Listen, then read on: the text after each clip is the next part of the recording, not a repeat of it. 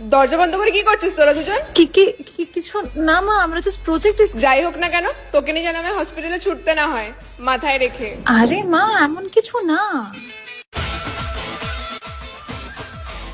কি ব্যাপার, তোর এরকম শুকনো ভাবে পার্টি করছিস কেন?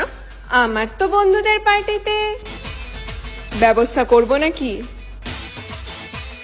আরিয়ানের থেকে কিন্তু স্যাম সব দিক দিয়ে ভালো, তুই স্যামের প্রপোজালটা অ্যাকসেপ্ট করতেই পারিস। কিন্তু মা, আমার যে আরিয়ানকে বেশি পছন্দ। দেখ, তোর কাকে পছন্দ তার থেকেও বেশি ম্যাটার করে তোকে কে পছন্দ করে, তোকে কে ভালো রাখবে।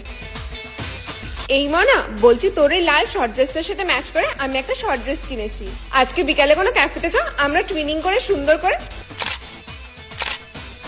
করে ছবি তুলবো।